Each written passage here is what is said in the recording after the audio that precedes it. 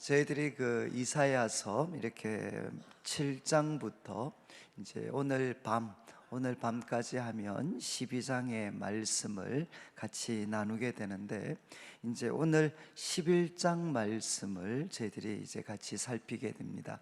11장 말씀은 이제 크게 이렇게 두 부분으로 이렇게 나누어지게 됩니다. 그래서 1절부터 이제 9절까지, 그래서 그 1절 말씀에는 이새의 줄기에서 한 싹이 나고 그 뿌리에서 한 가지가 날 거다 라고 이렇게 말씀을 합니다.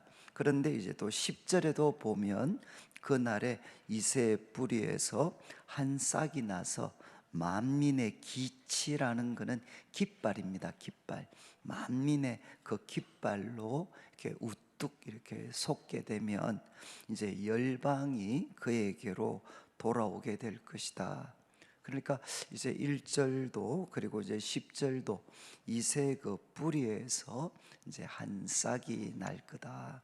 그런데 이제 1절부터 9절 전반부의 말씀은 이제 이새 그 뿌리에서 한 가지가 나고 또 그 가지에서 한 싹이 났을 때 이제 그분 위에, 그분이 도대체 어떤 분이신가?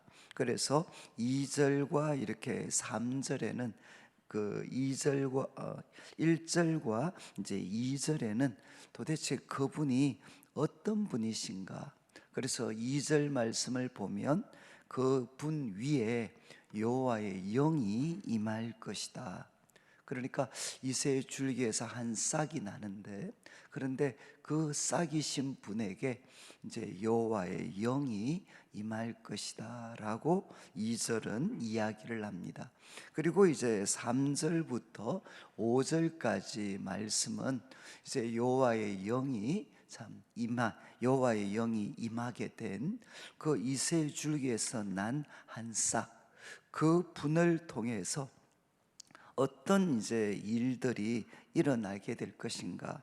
그래서 3절과 5절에는 이제 그분이 하시는 일입니다. 일. 그래서 그분은 공의와 그리고 또 정의로 하나님의 나라를 이렇게 세우실 것이다 라는 내용이 3절부터 5절까지 기록이 되어져 있습니다. 그리고 이제 6절부터 이제 9절까지는 바로 참 하나님께서 보내신 이 왕이 이제 여호와의 영으로 충만하고, 그래서 공의와 정직으로 이렇게 다스리시고 심판하실 때, 그때 이제 세상의 모습이 어떠할 것인가 하는 것을 하나의 그 시적으로 저희들에게 정말 아름답게 묘사를 하게 됩니다. 그래서 저희들이 가끔 이제 찬양도 불렀던 그 이리가 어린 양과 함께 살게 되고, 또 표범이 어린 염소와 같이 눕고, 그리고 또 송아지와 어린 사자가 같이 있게 되고, 그래서 이제 9절에 보시면 이런 표현이 있습니다. 내 거룩한 산 모든 곳에서 무엇이 없느냐? 해됨도 없고 상함도 없을 것이다.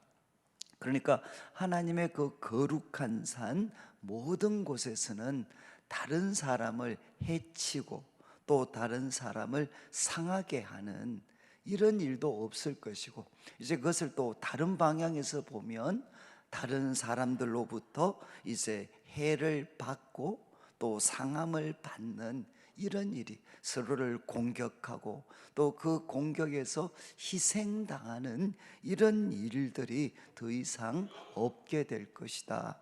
그런데 이제 이유가 9절 마지막에 보시면 여호와를 아는 지식이 이제 물이 바다를 덮는 것처럼, 물이 바다를 빽빽하게 채우고 있는 것처럼 여호와를 아는 지식이 세상을 빽빽하게 충만하게 하기 때문에, 그렇게 하였을 때 이제 내 거룩한 산 모든 곳에는 해됨도 없고 상함도 없을 것이다 라고 이렇게 이제 예언을 합니다. 그리고 이제 10절부터는 한 번 더 다른 측면에서 이제 강조하는데, 하나님의 나라는 상함도 없고 해함도 없는 그런 새로운 시대가 이제 하나님께서 보내실 그 구원자를 통해서 일어날 거다. 그런데 이제 10절에는 강조점을 조금 더, 이제 뭐 우리 사진을 찍는다 그러면 막 그 초점을 좀 더 이렇게 이제 멀리서 잡게 되는 겁니다.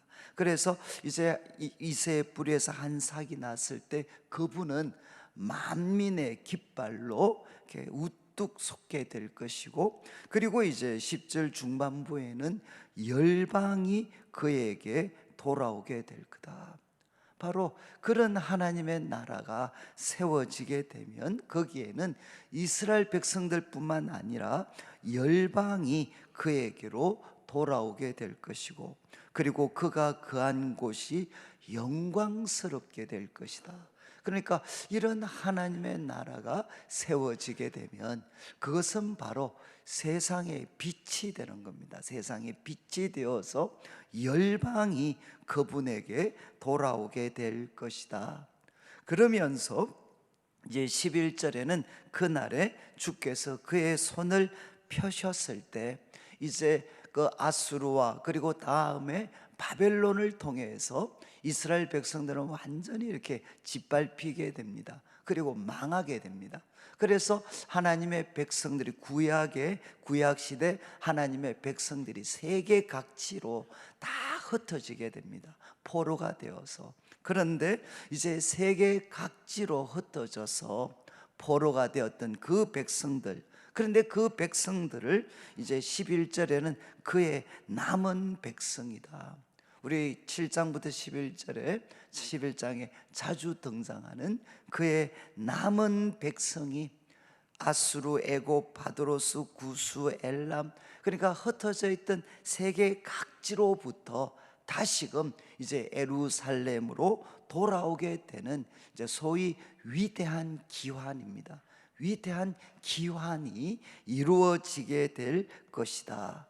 그래서 12절에 여호와께서 열방을 향하여 깃발을 이렇게 세우셨을 때 이스라엘의 쫓긴 자들, 이스라엘로부터 다 쫓겨난 이스라엘 백성들 중에 쫓겨난 사람들을 다시금 모으실 것이고, 땅 사방에서 흩어졌던 동서사방에서 유다의 흩어진 자들을 하나님께서 모으시겠다는 겁니다. 그러니까 흩어져 있는, 포로로 끌려가서 흩어져서 고통을 당하고 있던 하나님의 백성들을 다시금 이제 그 예루살렘으로 다 모으시게 될 거다. 그런데 그들이 모여질 때 13절을 보시면 이렇게 표현되어져 있습니다. 에브라임의 질투는 없어지고 유다를 괴롭게 하던 자들은 끊어지게 될 것이고, 에브라임은 유다를 질투하지 아니하며 유다는 에브라임을 괴롭게 하지 아니할 것이다. 여러분, 13절 말씀은 무엇이죠? 바로 이제 에브라임은 북쪽 이스라엘을 대표하는 나라입니다. 우리 같으면 북한이라고 생각하시면 됩니다. 그리고 이제 유다는 무엇이죠? 우리 같으면 지금 저희들이 있는 이 남쪽의 대한민국입니다. 그러니까 북쪽 에브라임과 남쪽 유다가 이제는 서로를 향해 질투하지도 않을 거고, 그리고 서로를 괴롭게 하는 일들도 일어나지 아니할 거라는 겁니다. 그리고 이제 그래서 이 유다와 에브라임 사이에 질투와 서로를 괴롭게 하는 일이 사라지게 되고, 이제 유다와 에브라임이 하나가 될 거라는 거죠. 그들 가운데 참된 평화가 있을 것이다. 그리고 이제 14절에는 그들이 서쪽으로 블레셋 사람들의 어깨에 날아 앉고 함께 동방의 백성을 노략하고 에돔과 모압의 손을 대고 암몬 자손을 자기에게 복종시킬 것이다. 이제 유다와 에브라임이 하나가 되고, 그리고 14절에 나오는 나라들은 이제 이스라엘 주변 국가입니다. 이스라엘 주변에 있으면서 이스라엘 백성들을 끊임없이 괴롭혔던 이제 서쪽의 블레셋, 그리고 동쪽의 에돔과 모압, 그리고 암몬, 바로 이런 사람들을 과거에 괴롭게 했던 그 대적들을 다 복종을 시킬 것이다. 다 복종시킬 것이고, 그리고 이제 15절 16절의 모습은 뭔가 하면 새로운 출애굽입니다. 새로운 출애굽.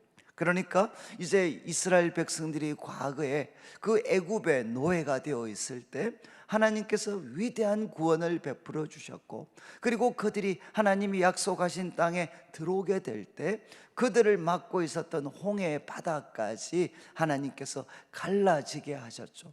그것처럼 지금 이제 이스라엘 백성들은 앞으로 북쪽의 바벨론과 그리고 또 북쪽의 아수르와 바벨론에게 그들은 포로가 되어서 끌려갈 것입니다. 그리고 그들 앞을 이제 유프라데 강과 같은 거대한 강이 그들 앞을 막았을 겁니다. 그런데 그들 앞을 막아선 이 유브라데 큰 강들을 하나님께서 다 마르게 하셔서 무엇 하느냐? 바로 하나님의 백성들이 약속의 땅으로 돌아오는데 아무런 장애물이 없도록, 그러니까 하나님의 백성들이 다시금 약속의 땅 그 예루살렘으로 돌아오는데 그들 앞을 막았었던 모든 장애물들을 하나님께서 제거해 주시겠다는 겁니다. 그래서 15절 말씀은 제가 말씀드린 것처럼 여호와께서 애굽 해만을 말리사 그의 손을 유브라데 하수 위에 흔들어 뜨거운 바람을 일으키고, 그래서 그 하수를 쳐 7갈래로 나누어서 그 큰 강을 일곱 갈래로 다 나누어서, 그러니까 작게 갈라서 이제는 신발을 신고도 건너갈 수 있도록, 더 이상 장애물이 문제가 되지 않도록 그렇게 만들 것이다. 그리고 이제 16절에는 그의 남아있는 백성, 곧 아수르에서 남은 자들을 위하여, 아수르에서 남은 자들을 위하여 뭐라고 했죠? 바로 큰 길이 있게 할 것이다. 하나님께서 그들 앞을 막아서는 이 유브라데 강을 7갈래로 다 나누어 버려서 이제는 거기에 큰 길이 되도록 하나님이 만들어 주시는데, 마치 16절 마지막 이스라엘이 애굽 땅에서 나오던 날과 같이 그렇게 하나님이 만들어 주시겠다. 모든 장애물들을 다 하나님께서 무너뜨려 버리시겠다, 이렇게 약속을 하셨습니다. 그러니까 이 이사야 11장 말씀은 아마 이스라엘 백성들 마음속에, 특별히 이제 아수르와 바벨론 포로로 끌려갔던 그 이스라엘 백성들에게 하나의 위대한 꿈이죠. 하나님이 주신 위대한 꿈과 비전으로 사실 남아있던 그런 말씀이었습니다. 그래서 이제 그 10장 마지막 부분 33절 34절은 어떤 말씀이었는가 하면, 이제 어제 우리가 워낙 방대한 내용을 다루다 보니까 10장 33절 34절은 여러분 아수르, 그 아수르는 마치 무엇과 같으냐? 아수르는 바로 이제 거대한 나무숲과 같습니다. 그만큼 강력한 힘을 가진 나라인데 그 나라는 하나님 손에 있는 도끼에 불과하다. 그래서 하나님이 그 거대한 나무, 특별히 33절 같은 34절에 보시면 그 빽빽한 숲, 그 빽빽한 숲의 거대한 나라를 하나님께서 다 베어버리시겠다, 잘라버리시겠다, 이렇게 말씀을 하셨습니다. 그러니까 바로 앞에 내용이 무엇이죠? 그림이 거대한 나무숲이 거기에 있었는데 그 나무들이 다 잘라져 버려서 무엇만 남았느냐? 그루터기, 밑동만 남아있게 되는 거죠. 이것은 아수르에게 앞으로 닥칠 현실이지만 동시에 어떤 형실이냐? 우리 이사야 6장 마지막에 보면 앞으로 이스라엘 백성들이, 이스라엘과 예루살렘에 있는 그 백성들이 하나님의 징계를 받아서 그들 역시도 그루터기, 밑동만 남은 나무가 되어서 버립니다. 이것은 하나님의 백성들이 경험을 할 것이고, 그리고 아수르로 대표되는 세상도 경험할 것입니다. 밑동만 남아버린 나무. 그런데 바로 그 이미지를 사용하셔서 11장 1절에 이새의 줄기에서 한 싹이 나고 그 뿌리에서 한 가지가 날 거다. 여러분, 그 뿌리에서 가지가 난다. 이게 무슨 모습이죠? 바로 잘려져 버린 나무입니다. 여러분, 잘려진 나무가 아니라면 그 뿌리에서 이렇게 한 가지가 이렇게 올라오는 거, 그 모습이 상상이 될 수가 없죠. 나무가 쭉 이렇게 곧게 뻗어져 있다면. 그런데 잘려져 버렸습니다. 이제는 어떤 희망도 없을 것 같은데, 그 잘려져 버렸던 그 뿌리에서, 그 밑둥에서 한 가지가 이렇게 한 가지가 날 것이고, 그리고 그 가지에서 한 싹이 나서 결실을 할 것이다. 이런 캄캄한 시대. 그러니까 우리 9장에 한 아이가 우리에게 낳았다라고 할 때는 이미지가 흑암과 고통입니다. 흑암과 고통으로 가득한 세상에 하나님이 한 아기를 우리에게 주실 것이다. 그리고 이제 또 지금 11장은 이 세상, 그리고 하나님의 백성들도 경험을 할 것입니다. 마치 다 잘려져 버리고 밑둥만 남아버린, 그래서 어떤 희망도 가질 수 없는 그런 상황에 하나님의 백성들도, 그리고 이 세상도 놓이게 될 거라는 겁니다. 그런데 그런 희망이 없는 그 밑둥만 남은 세상 가운데 하나님이 이새 줄기에서 한 가지가 나고 한 싹이 나게 될 거다. 한 인물이 날 것이라는 거죠. 그리고 이제 2절에서 말씀드린 것처럼 특별히 여기서 강조하는 것은 그분 위에 바로 여호와의 영이 임할 것이다. 가장 특징적으로 강조하는 겁니다. 9장에서 강조한 것은 한 아기가 낳는데 그 아기는 누가 될 것인가? 그래서 그 아기의 영광이죠. 그 어깨에는 정사를 메었다. 그 이름은 기묘라 모사라. 한 아기의 강조점이 있었는데 지금 11장에는 그분 위에 이제 여호와의 영이 임할 것이라는 거예요. 여호와의 영이 임하는데 지금 이제 그 영은 여호와의 영이시고, 그리고 또 그 영은, 여러분 여기 지금 7가지 표현이 나오는데 이것은 7영이라는 게 아닙니다. 성령님이신데 그 성령님을 7가지로 표현을 하는 겁니다. 그 영은 어떤 영이냐? 여호와의 영이 임할 것이다. 그리고 그 영은 지혜와 총명의 영이시다. 그래서 그분은 지혜와 총명을 가지셔서, 여기 모략이라는 것은 우리에게 충고와 조언입니다. 전문가의 조언과 충고. 그러니까 정말 어떻게 해야 될지 모를 때 그 탁월한 전문가가 우리에게 충고하고 조언을 해서 길을 열어주는 것, 이게 뭔가 하면 모략이죠, 모략. 그러니까 여호와의 그 영은 지혜와 완벽한 지혜와 총명을 가지시고 우리들의 길을 지도해 주시고 충고해 주시고, 그리고 또 그 여호와의 영은 재능의 영이다. 이 재능은 대부분 번역은 사실은 능력으로 번역을 합니다. 능력. 그분은 지혜와 총명, 그래서 우리에게 정확한 충고와 조언을 해주시고, 그리고 그분에게는 능력이 있으셔서 그분의 그 충고가 실행에 옮겨질 수 있도록 해주시고, 그리고 한 번 더 지식, 그분은 완전한 지식을 갖고 계신다. 그런데 또 한 번 강조하는 게 무엇이냐? 그분은 여호와를 경외하는 영이시다. 여러분, 이제 이새 줄기에서 한 싹이 났을 때 그분 위에 여호와의 영이 임합니다. 그 여호와의 영은 완벽한 지혜와 총명과 지식을 갖고 계셔서 우리들의 삶에 참된 충고와 조언을 해 주실 수 있는 분이십니다. 그리고 그분에게는 능력이 있습니다. 재능은 능력으로 번역을 하시면 돼요. 그래서 그분에게는 능력이 있으셔서 그 조언이 실행에 옮겨지도록 만들어 주십니다. 그러면서도 그분은 교만하시지 않고 무엇이 있느냐? 여호와를 경외하는 영입니다. 바로 그 영이 그 위에 임하게 되면, 그래서 3절부터 5절 강조하는 것은 바로 이 영으로 그분이 충만하셔서 무엇을 하지 않느냐? 3절에 그가 여호와를 경외함으로 즐거움을 삼을 것이다. 여호와를 경외함으로 즐거움을 삼으시고 그의 눈에 보이는 대로 심판하지 않고 그의 귀에 들리는 대로 판단하지 않을 거다.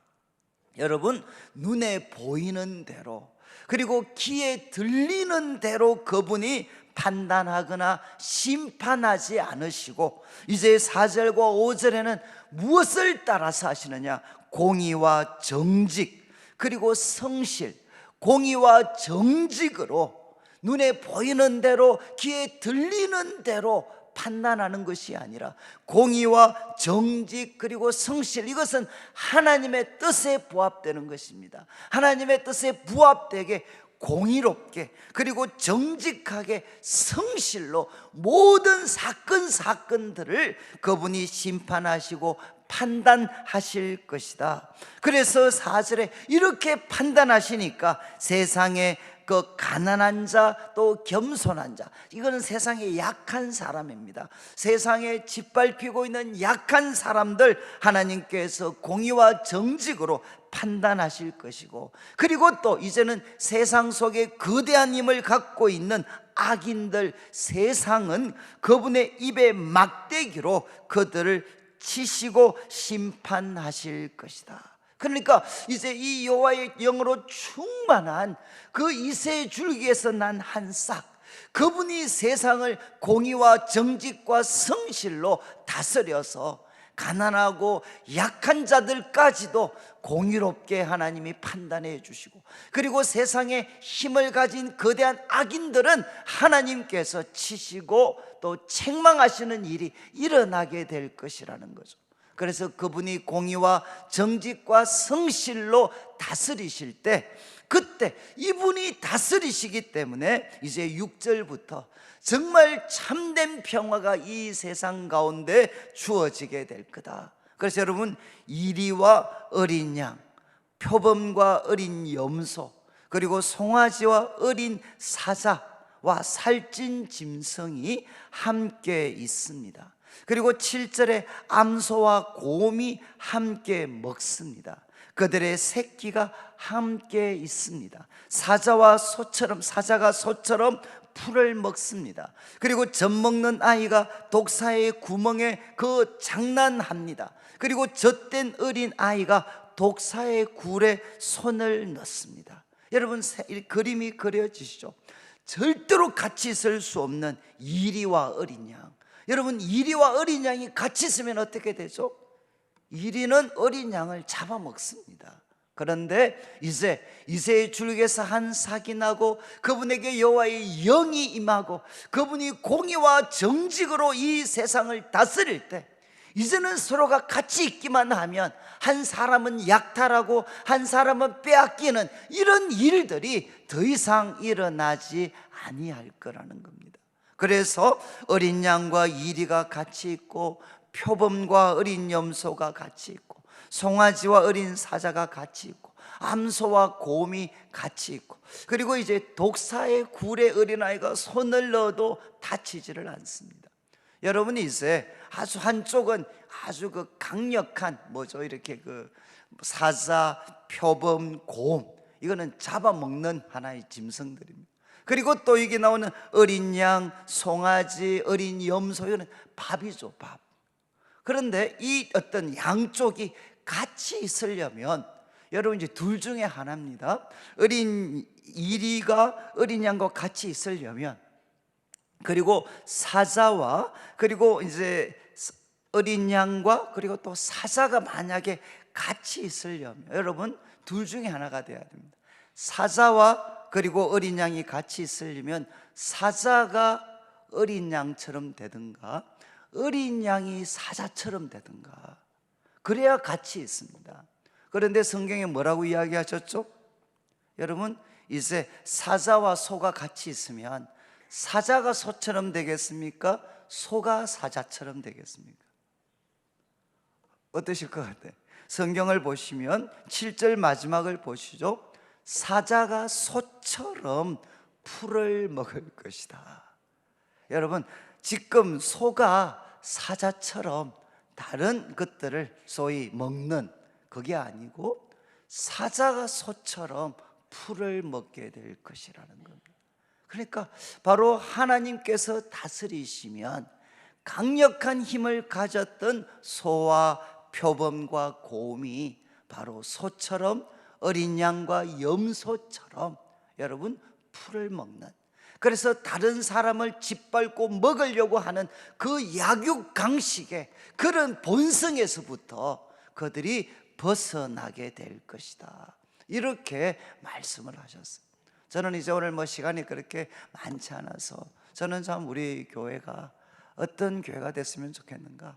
여러분, 참 바로 이 예수님 이세줄에게서 한 싹이 나고 그분은 여호와의 영으로 충만해서 완전한 지혜가 있으시고 능력이 있으시고 그리고 여호와를 경외하는 신이십니다. 그분만이 공의와 정직과 성실로 올바르게 판단하실 수 있습니다. 그래서 저는 여러분들이 이 한 해 동안 참 살아가실 때 어떻게 해야 될지 모를 때 누구한테 달려가야 되겠습니까? 누구한테 물어보셔야 되겠습니까? 바로 이 예수님께 물어보셔야 돼요. 저는 참 우리 교회, 제가 생각하는 교회는 바로 이런 교회입니다. 이런 뜻에서 교회는 예수님이 머리시잖아요. 머리. 그러니까 내가 판단해야 되고 결정을 해야 될 때, 물론 사람에게 충고와 조언을 받고 언론도 중요하지만 근본적으로는 우리가 그런 것들을 하는 이유도 뭐냐? 머리 대신 주님의 뜻을 깨닫기 위해서. 그래서 우리 성도님들이 이 한 해 동안 또 많은 일들을 만나실 때 그때 지혜와 총명 그리고 또 그분에게 지식이 있고, 그래서 우리들의 삶에 온전한 모략을 주실 수 있는 바로 그 예수님, 그리고 그분에게 능력이 있어서 실행에 옮기실 수 있고 여호와를 경외하는 영이신 그 영으로 충만한 예수님께 여러분들이 의논하고 그분의 뜻에, 그분의 공의롭고 정직하고 성실한 뜻에 자신을 맞추게 되면 우리 교회 모든 성도들이 바로 그런 삶, 머리 대신 그리스도께 순종하는 삶을 살게 되면, 그러면 우리 교회는 어떤 공동체가 될 것이냐? 여기에 이리와 어린 양, 표범과 염소, 그리고 또 사자와 그리고 또 소, 암소와 곰이 함께 자유롭게 뒹굴 수 있는 이런 공동체, 이런 공동체로 하나님이 세워주실 수가 있다는 것. 그래서 저는 좀 죄송한 말씀인데 교회에도 같이 있기 참 어려운 분들이 너무 많아요. 그런데 새해에는 우리가 다 하나님께 순종해서 같이 있어도 서로 무섭지 않고 같이 있는 것이 편하고 좋을 수 있는 이런 공동체 있잖아요. 그래서 사자가 바로 어린 양처럼 소처럼 풀을 먹는, 그들이 갖고 있는 힘을 남을 짓밟는 데 서지 않고 다른 사람을 섬기는 데 설 수 있는, 그래서 더 이상 바로 하나님의 산에는 상함도 없고 해함도 없는 이런 일들을 맛보는 공동체가 교회가 되어야 된다는 겁니다. 바로 이렇게 될 때 어떻게 되죠? 바로 10절부터 나왔던 것처럼 바로 열방이 교회가 세상의 빛이 되어서 열방이 교회로 몰려드는 일들이 일어나게 될 것이다. 그리고 나아가서 이제 교회 속에서 하나님의 백성들 속에서는 더 이상 시기와 질투가 없을 것이다. 시기와 질투, 서로를 괴롭히는 일들이 교회 속에는 사라지게 될 것이다. 그리고 이야기합니다. 하나님께서 세계 각지에 흩어져 있던 하나님의 백성들, 정말 상처받고 짓밟히고 교회에 대해서 실망하고 낙심해서 세계 각지에 흩어져 있던 하나님의 백성들이 다시금 이제 하나님의 백성들의 그 깃발이 높이 들려지게 될 때 그들이 다시금 주님 앞에 돌아오는 위대한 기환, 이것을 우리들의 말로 하면 위대한 부흥의 역사들이 나타나는 거죠. 과거에 하나님을 함께 섬겼던 수많은 사람들이 지금은 세계 각지로 다 흩어져 있습니다. 상처받고 실망하고 때로는 막 그 속에서 온갖 어떤 좌절과 아픔을 맛보면서 흩어져 있는 수많은 사람들, 세상의 굴복에서 흩어져 있는 수많은 사람들이 다시금 하나님 앞에 돌아오게 되고, 그리고 그들을 맡고 있는 장애물이 무엇이라 할지라도 하나님이 그것을 제거해 버리셔서 다시금 하나님의 나라 가운데 위대한 부흥의 역사들이 펼쳐지게 될 것이다. 이렇게 선지자는 우리에게 노래를 합니다. 여러분, 이 일이 예수님을 통해서 일어났습니다. 저는 이제 여러분 우리 주제가 위기 속에 길을 찾다죠. 길을 찾다. 지금 이제 오늘 12장이 남았지만 7장부터 11장까지 말씀에 위기 속에 길을 찾다. 여러분, 지금 우리들의 삶에 위기가 있는데 결국 길을 찾다. 그 길이 무엇이죠? 우리가 찾은 길이 무엇입니까? 그 말은 결국 한마디로 이렇게 요약할 수 있습니다. 예수님께서 말씀하셨죠. 내가 곧 길이요 진리요 생명이다. 여러분, 바로 위기의 때, 온 세상이 고통과 흑암 속에 빠져 있을 때 하나님은 우리에게 길이 되시는 한 아기를 우리에게 주셨습니다. 그리고 또 온 세계가 밑둥만 남아버린 어떤 희망도 가질 수 없는 그루터기와 같고 잘려진 나무와 같은 그런 세상 가운데 하나님은 이새의 줄기에서 한 싹을 일으키셨고 여호와의 영으로 충만하게 하셨습니다. 여러분, 바로 이 예수님이 누구시냐? 내가 곧 길이요 진리요 생명이다. 바로 그분이 우리에게 생명을 주시는 진리의 길이 바로 예수님이십니다. 저는 우리 모든 성도님들께서 이 한 해 동안 또 어떤 일을 만날지라도 여러분, 한 아기를, 하나님이 주신 아기, 그리고 이새의 줄기에서 난 한 싹이 되신, 그래서 여호와의 영으로 충만하신 그 예수님, 그 예수님의 도우심을 의지하고, 그리고 여러분 예수님을 충만하게 했고, 그리고 예수님을 믿는 자들에게 약속하신 그분의 영, 성령님으로 우리 모두가 충만하여서 이 한 해 동안 여러분 어떤 상황 속에서도 지혜와 총명, 지식, 그리고 그걸 통해 우리에게 완전한 모략을 주시고 능력이 있으시고 여호와를 경외하는 신, 이 성령님으로 우리 모두가 참 충만하고, 또 교회가 여러분 자꾸 저는 참 교회가 이렇게 뭔가 파워 게임이 되고 말이죠.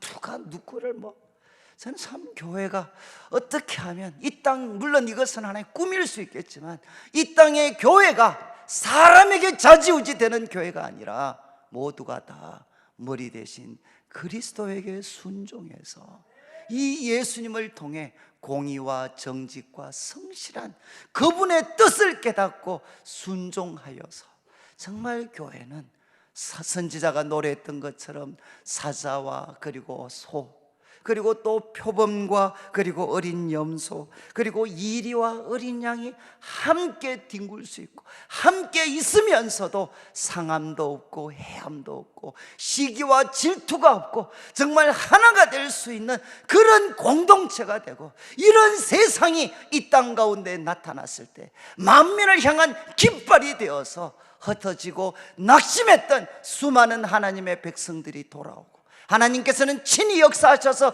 그들 앞을 막고 있었던 수많은 장애물들을 우리 주님께서 꺾어버리셔서 다시금 이 대구 땅에, 이 한국 땅에 위대한 주님의 부흥이 일어나는, 그리고 이런 놀라운 은혜가 우리 성도님들의 삶에도 넘쳐나는 이 한 해가 되시기를 주님의 이름으로 축원합니다.